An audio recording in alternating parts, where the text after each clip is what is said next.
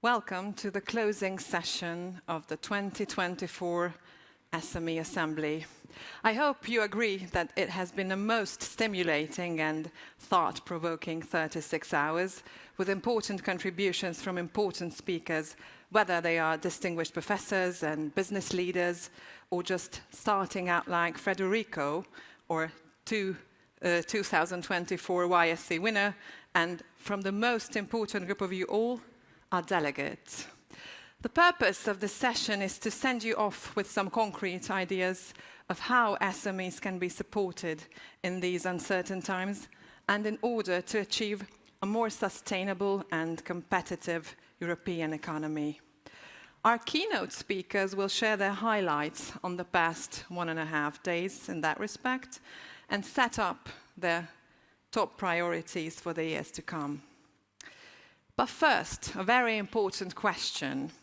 What do startups need over the next 5 years to grow? It is my great pleasure to introduce the winner of the 2024 Youth Startup Competition, Federico Mauriti, who will give us his perspective. Federico is co-founder of Hidrocapa, a Portuguese startup that has developed a solution that extracts chitosan from shrimp shells to create biodegradable bioplastics for the textile industry.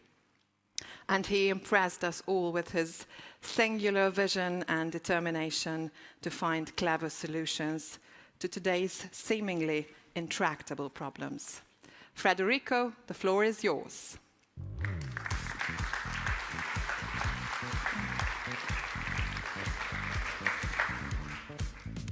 Thank you. To enable Hidrocapa to grow and achieve long-term sustainability, we require a supportive policy, environment focused on innovation, sustainability, and the circular economy. Key measures include subsidies of tax breaks for companies adopting green projects like ours, Hidrocapa, and biodegradable materials, which we use chitosan, as well as regulations that encourage repurposing seafood waste, such as shrimp shells or crab shells, instead of discarding them. This will incentivize industries to adopt waste valorization practice, reducing environmental impact, and promoting the circular use of resources. As a young entrepreneur, I believe that we can be the key to achieve sustainability at both European and global levels, and we should watch more and heard more youth startups like mine, because I believe we have a lot of potential and we can at least try to change the world to make it a better place and a more sustainable place. So I think these initiatives are really great and should have been more initiatives like this before, because I believe we can change or try to change the world with our startup idea and another startups idea that have green contexts and circular economies. And yeah, that's it. Thanks.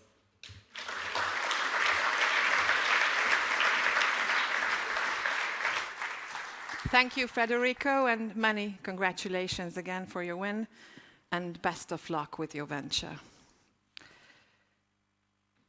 I would like now to introduce Otis Lodboom, Director of Strategy and Economic Analysis, DG GROW, European Commission, to present the conclusions of the 2024 SME Assembly.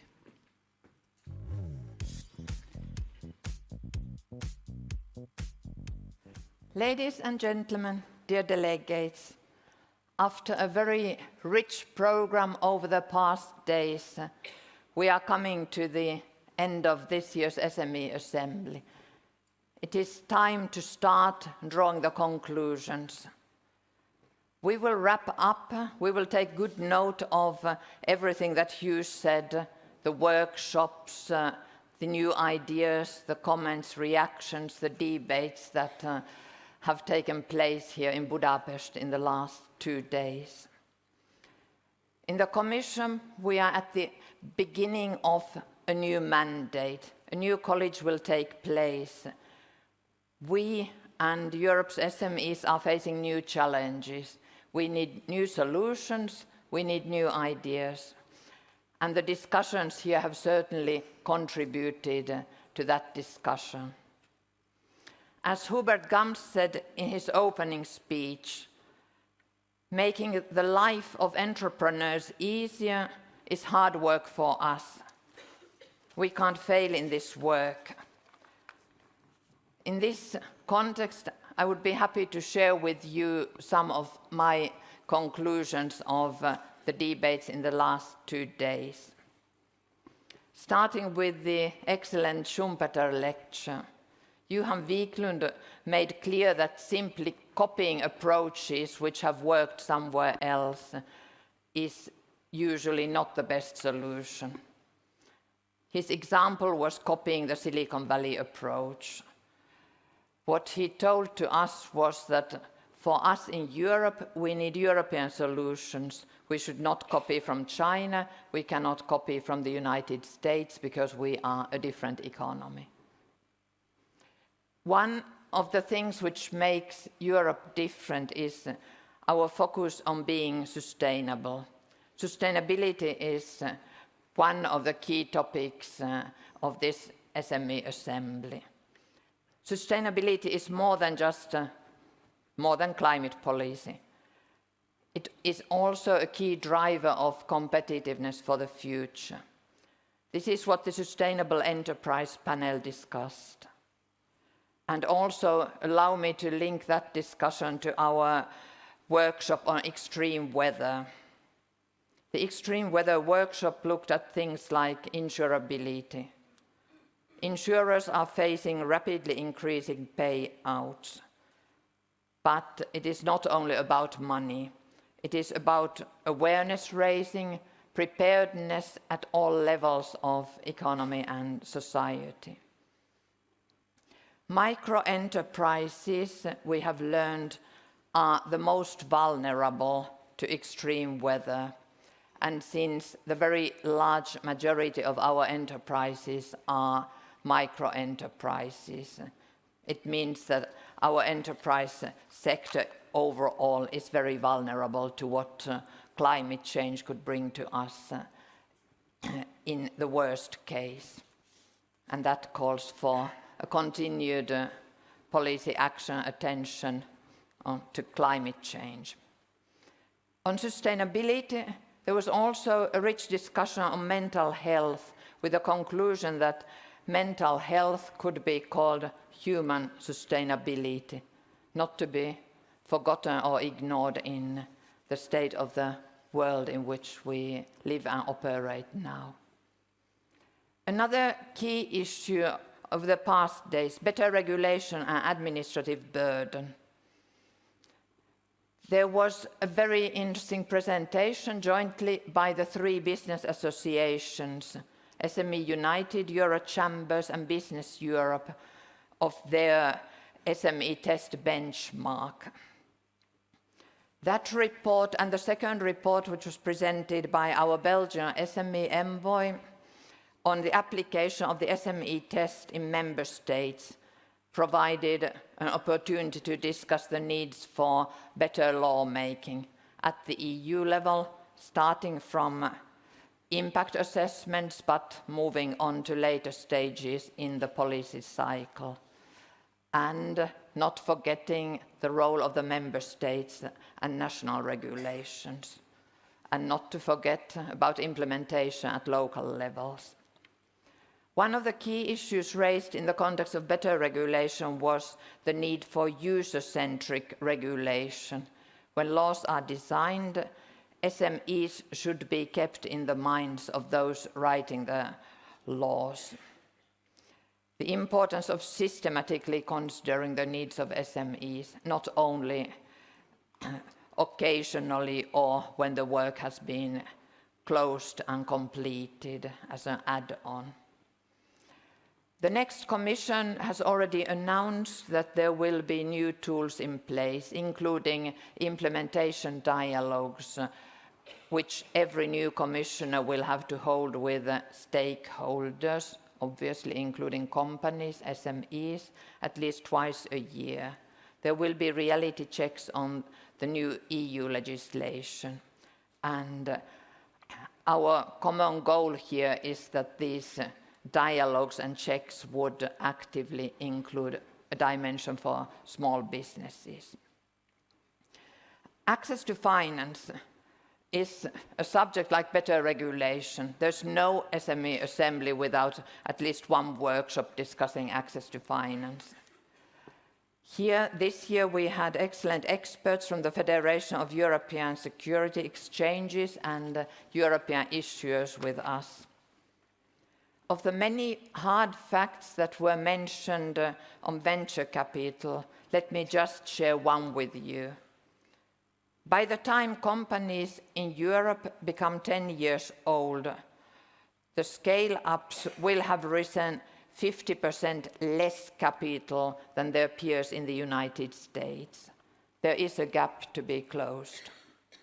The European Investment Bank highlighted the completion of the Capital Markets Union as a key to deepening the financing market for high-growth companies.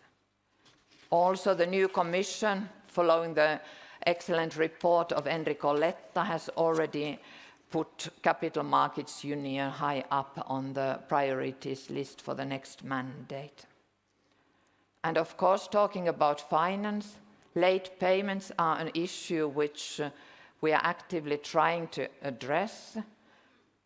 Paying invoices to SMEs fast, paying SMEs on time when they have delivered a good or service is an essential ingredient of the financial sustainability of our SME sector. Finally, this morning we had a very interesting workshop in this room to discuss productivity of SMEs, scaling up, jobs growth compared to value-added growth. Why are SMEs not able to increase their productivity? Why are they falling behind in absolute terms, but also in terms of comparing their productivity to the productivity of large companies? There were many pessimistic messages on how SMEs see the outlook, but in contrast, there were examples given by the OECD on the scale-ups that we have seen in Europe, very fast-growing scalers. One of the things that I took with me was the fact that although the probability of having a high-tech startup as a scaler is high, but in absolute numbers, we were told most of the big scalers are usual companies. They are the local hairdresser or the local restaurant. And one of the questions to all the policymakers is how can we do even more to increase the number of fast-growing SMEs across all the sectors? Also a topic which is on the agenda of the next Commission already. So with that, it remains to me to thank everybody, thank the fantastic audience here in Budapest and those who participated online.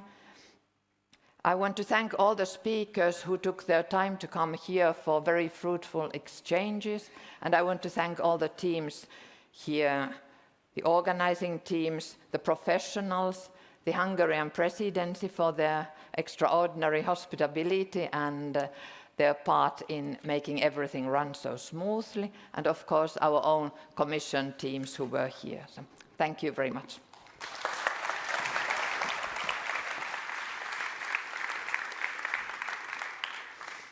Thank you very much, Outi. Now, may I ask Andreas Hauptmann, SME envoy for Denmark and reporter on the single market, to share his insights and recommendations for a sustainable and competitive Europe. Well, thank you, Angela, and first and foremost, thank to our host for these past 2 days. It is difficult to summarize the findings from a two-day assembly in just a few minutes. So I won't do that. I will merely share a few reflections that has come to my mind over the past few days. My first reflection is that it is indeed fruitful to have these assemblies to bring together member states, actors from different sectors when dealing with challenging issues. As Professor Wigland stressed Monday evening, innovative ideas require a diversity of perspective, not a monoculture. I think we need to take that into account. Because we are indeed facing very, very challenging times at the moment. Europe is, according to Draghi, in a competitiveness crisis characterized by both an innovation and an investment gap, if we compare it to our global competitors. And from this morning's session that Audi also just mentioned, the outlook for SMEs are even worse. Overcoming this is critical for our prosperity, but also for our resilience and security moving forward.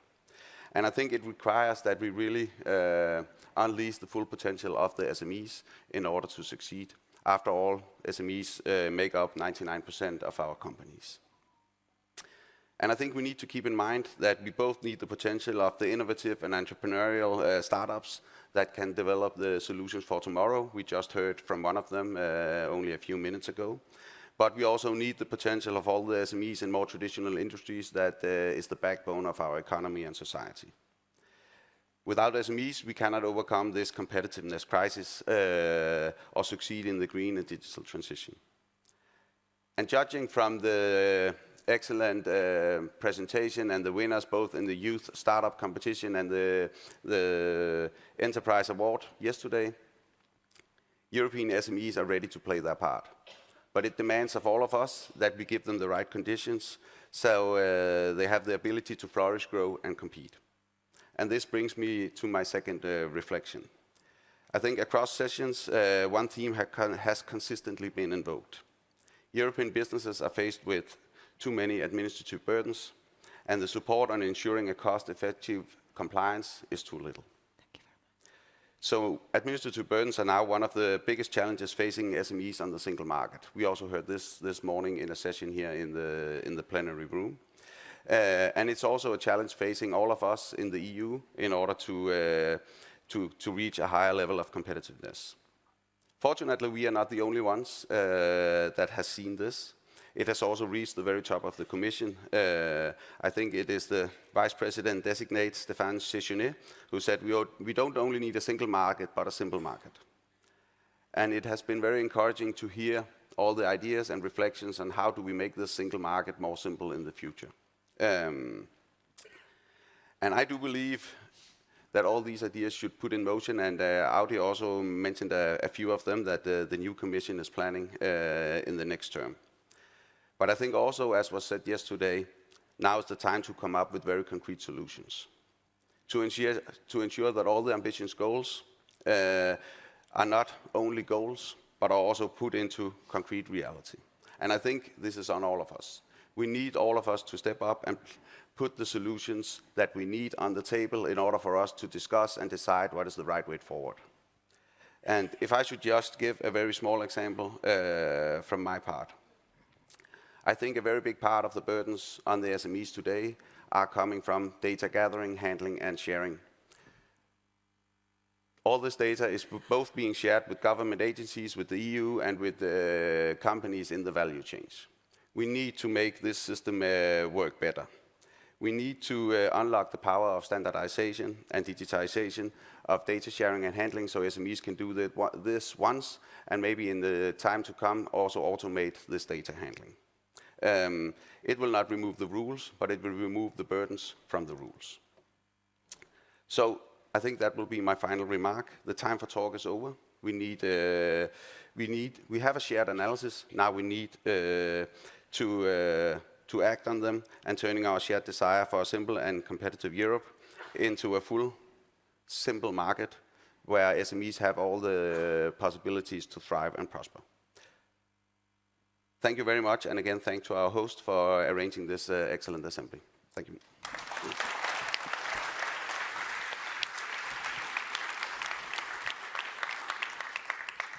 Thank you, Andreas. Finally, I would like to introduce Sandra Parti, Chair of the Internal Market section of the European Economic and Social Committee, to give her analysis and recommendations on the challenges of remaining competitive while speeding up our transition to a net zero economy. Thank you very much. Thank you all for still being here. Very much appreciate that. And also a big thanks to the European Commission and the Hungarian Presidency for organizing this conference, and for also giving me the opportunity to address you all here and say a few words on behalf of the European Economic and Social Committee, which represents the employers community, the employees community, but also NGOs from across Europe. So I'm very grateful for the chance to share some of our positions with you here now. We were told we should identify the strengths of the EU economic ecosystem and really build on that. So what would these be? Well, clearly, the European Union's economic strength rests on the shoulders of its many million SMEs. They form a very diverse ecosystem. They are a catalyst for innovation, and they also foster social cohesion. In the EESC, we are the platform for showcasing this, for bringing these views together. And we also strongly believe that SMEs have a very crucial role to play when it comes to shaping the EU's open strategic autonomy. Enrico Letta was already quoted. Let me add some of the insights that he produced. The single market should be the natural place for SMEs to grow, prosper, and innovate. This is what it should be. Nonetheless, he also saw, and I think we all share this, that regulatory and practical obstacles to doing business or scaling up within the single market have a bit of a nasty habit to being persistent and really also do affect SMEs disproportionately. 55% of the SMEs are flagging the regulatory obstacles and the administrative burden as a great challenge. So what should we do about it? At the ESC, we are working on opinions, on texts, on ideas, on suggestions. Among those is one on the competitiveness of EU SMEs in the light of new administrative burdens and obligations. And we are trying to actually identify the excessive regulatory burden in EU law and the areas that do restrain SMEs' competitiveness the most. We are trying to analyze the impact of new sustainability reporting obligations. We also try and see what are the benefits of the process. It's not all negative. We are also preparing a study on the regulatory burden. So don't get me wrong, it's not that we are against regulation. We are not advocating deregulation at all costs. We don't want a Wild West approach. Protecting workers, protecting the environment is very important, and it's a very important aspect of the EU and also a strength of the EU. But what we do need is a regulatory framework that really is able to provide clear and comprehensive and also preferably coherent rules. They can add value for the prosperity of small businesses by ensuring a level playing field and also a predictable environment for investments to grow. So for us at the ESC, it's really important that we avoid inconsistencies, we avoid duplication and red tape of regulatory requirements. So yes to a framework, but no to a straitjacket. So how do you learn about all these problems that SMEs have? How do we learn about these problems? We are talking to the market. I think that was something that was also shared in one of the sessions here. It's crucial to have the dialogue between lawmakers and law takers to understand what is effective, what's not, what's working, and what seems to be there just la pour la. A case in point, the Green Deal legislation.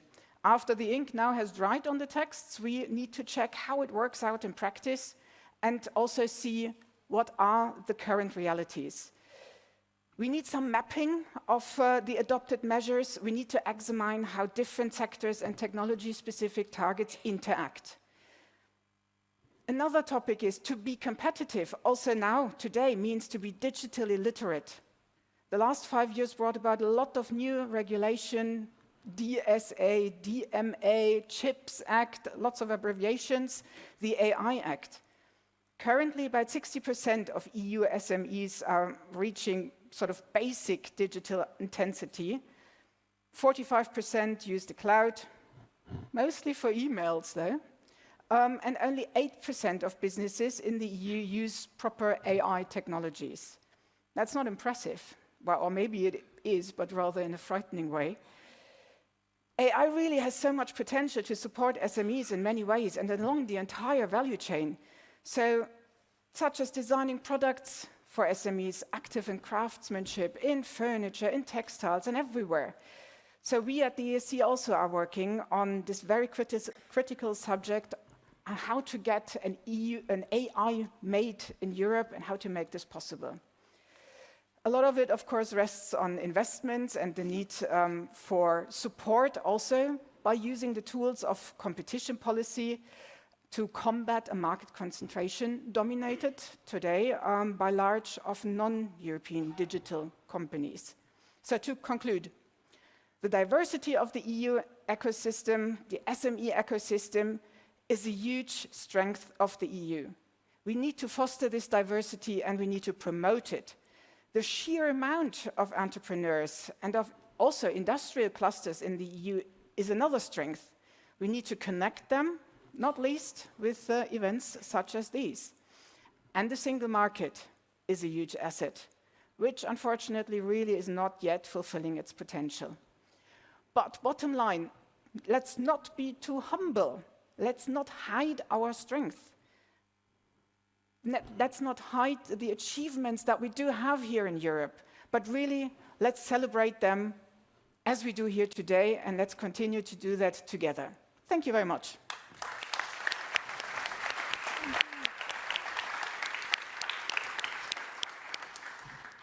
Thank you very much, Sandra. And now we have time for some questions. Please specify who your question is addressed to, and also please identify yourself. Microphones are available. So please raise your hand if you have a question. Yes, there is one. Yes. Thank you.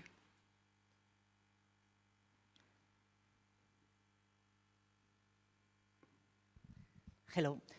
More than a question is a suggestion, because we have heard a lot. My name is Emma Fau. I'm founder and also private investor in startups. Since 2016, I have invested in 16 startups.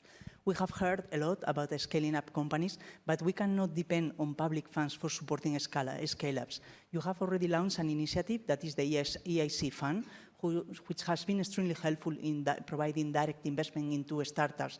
But I have missed over all the conference discussions about how is this fund performing, how many investments have been done. You have recently announced that the Commission has signed an agreement now with 71 investors who are willing and are going to co-invest together with you. I think that for the future it will be very, very relevant to bring those private sector investors along and to share with all of us their views on how they are willing to really support the scale-ups that we are all willing to support. You have also other initiatives, like you have supported privately managed fund of funds, and it would be also very interesting to see from the private sector, privately managed fund of funds, how are those funds performing and what they are willing to do to support European scale-ups. Thank you very much. It's a suggestion rather than a question. Thank you. I think it was probably addressed to the Commission among the speakers here, so indeed, the topic is very important. The Commission has made start-ups and scale-ups a priority for the next mandate, and I have taken very good note of the suggestion. Also, other colleagues who are here in the room who are, in many cases, even closer to the work of the EIC. So, thank you. Thank you. Another question? Yes, there is one. Thank you.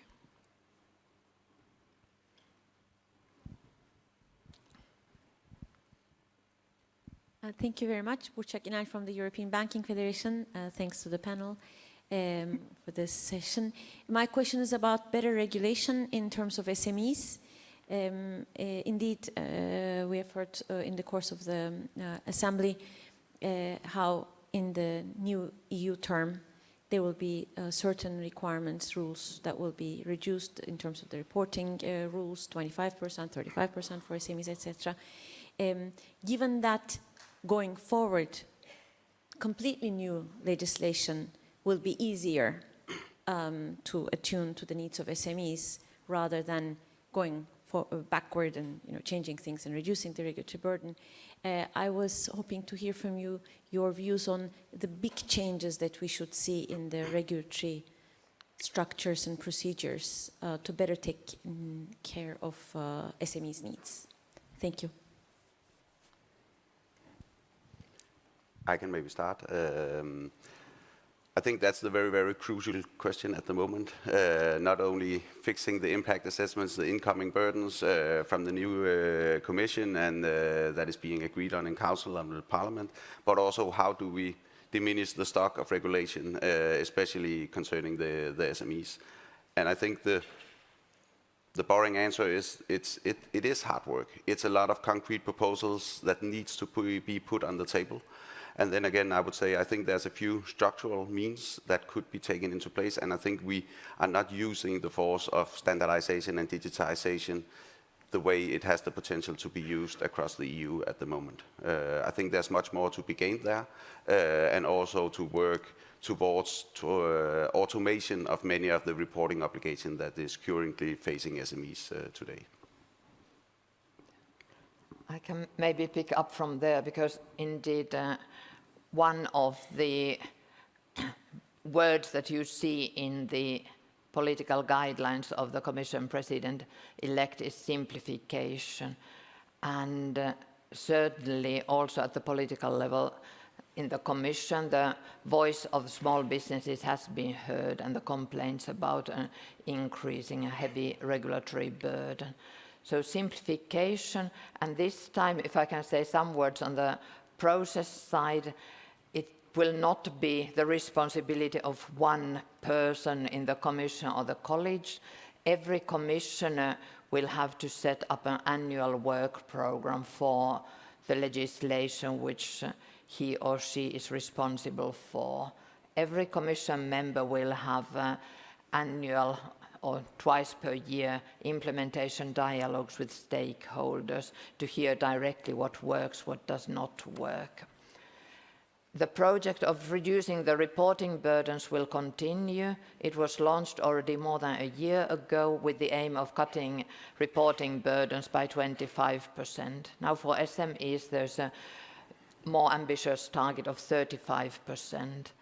I can speak for my own Directorate General.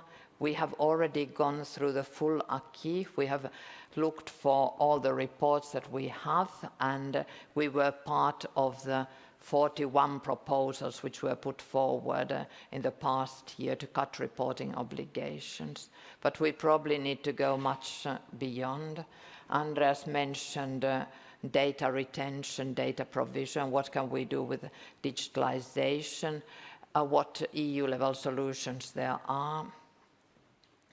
Can we, in addition to looking at the existing body of acquis, can we improve the way we write new rules? And we had a long discussion in one of the workshops on impact assessments.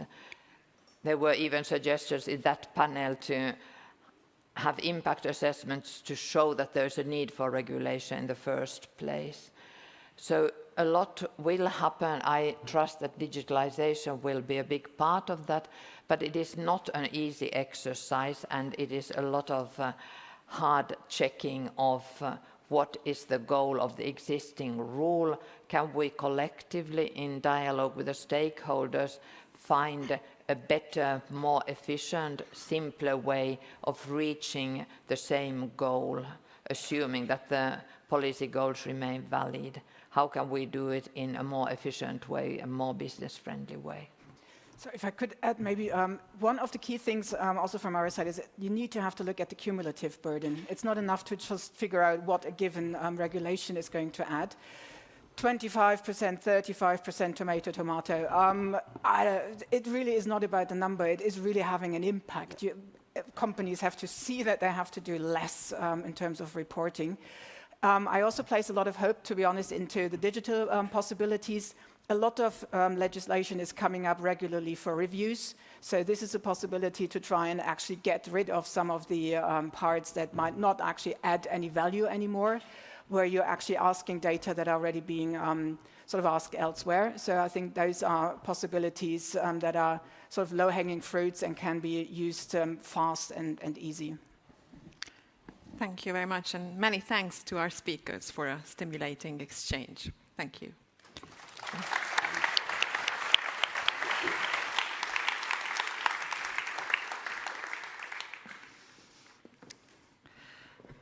And now I will bid you goodbye and hand over to Mr. André Meyer. And thank you very much for being such a wonderful audience. Goodbye.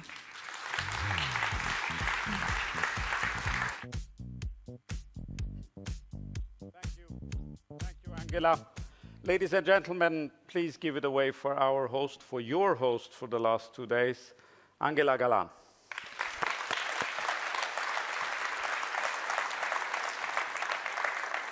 Köszönöm szépen, Angela. You could teach me that in Hungarian next time round. Those for whom this is not the first assembly, SME Assembly, know that when I'm coming on stage, then the end is nigh. And the 2024 edition is not much different. I'm what stands between you, lunch, and going home. We have had 3 interesting days, and we have had 1 year to prepare. As you know, we are already thinking about 2025. But before moving on to 2025, I'd like to take you back to 2015, 10 years ago. We were in Luxembourg, and for many of us, this was a memorable year. And for 2 members of this team that delivers the SME Assembly, it was a very memorable year. Please join me in a round of applause first for Sabine Söder, founder of Co-Creative Flow.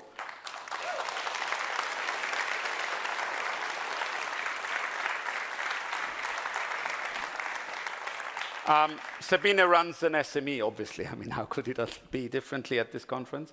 She introduced in 2015 the Grand Duchess of Luxembourg and 600 delegates to graphical harvesting and stayed with us ever since. Thank you, Sabine.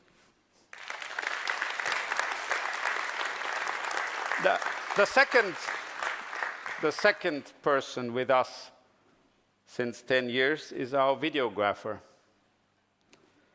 Join me in a second round of applause for Jonathan Trace, or JT as we call him. He produces the cool videos that epitomize the SME Assembly every year. Thanks, JT. There are many. Yes.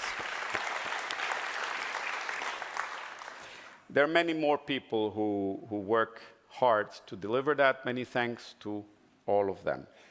But let me now invite to stage László Hunyadi, the Deputy State Secretary and SME envoy for Hungary, on behalf of the Hungarian Presidency of the Council. László, please.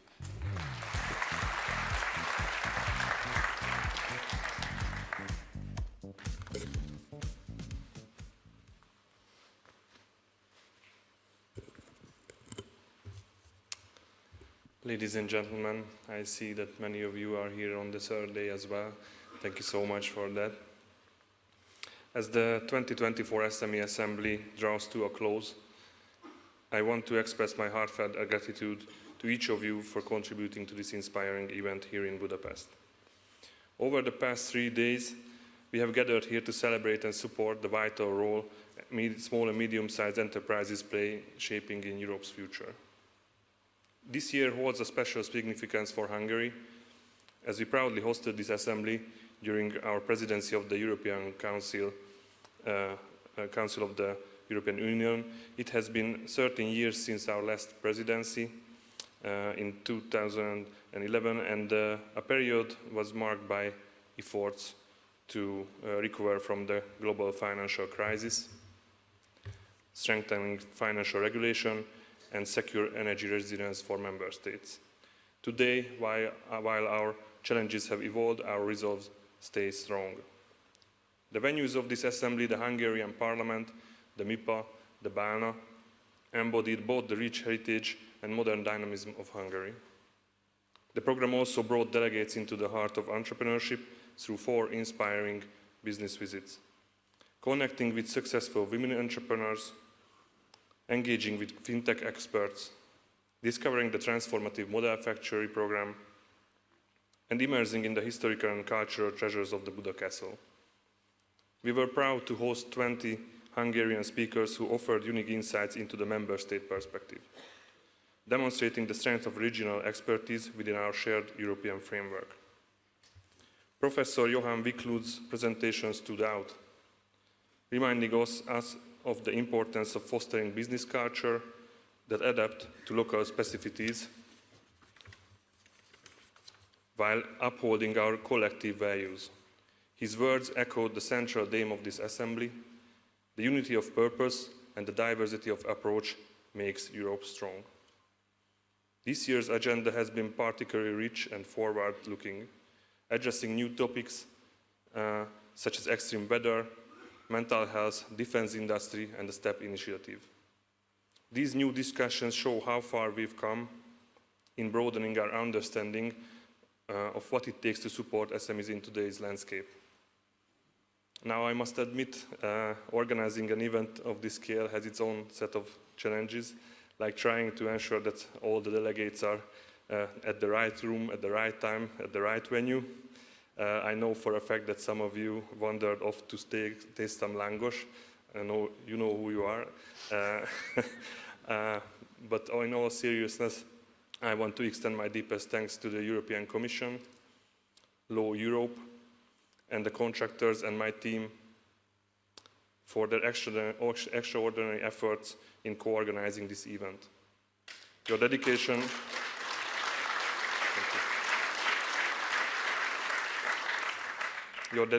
has ensured the success of this assembly. Congratulations to the winners of the European Enterprise Awards, whose achievements inspire us all. And to the speakers and the 600 delegates who joined us across Europe, thank you for your insights, your energy, and commitment. We hope this assembly has been as uplifting for you as it has been for us. As we look ahead, we eagerly anticipate Poland's presidency and the opportunity to gather in Denmark in the 2025 SME Assembly. Thank you and wish you a safe travel home, and we hope to welcome you back to Budapest soon. Thank you for listening.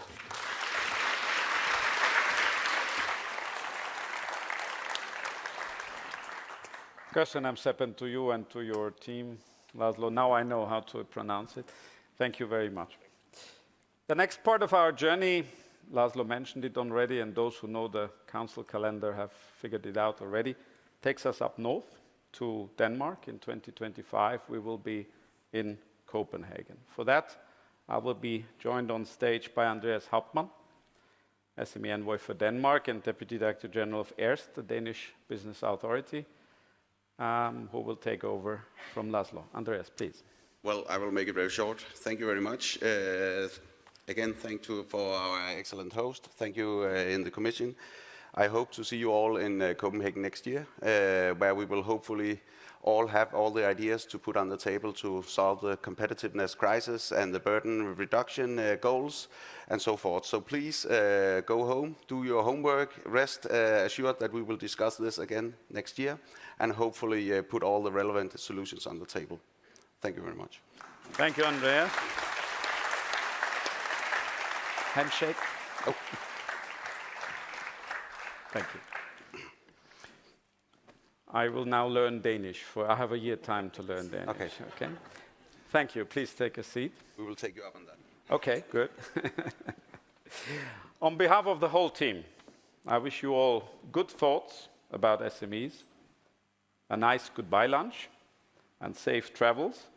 And another tradition, let's look at what Denmark has in store for us.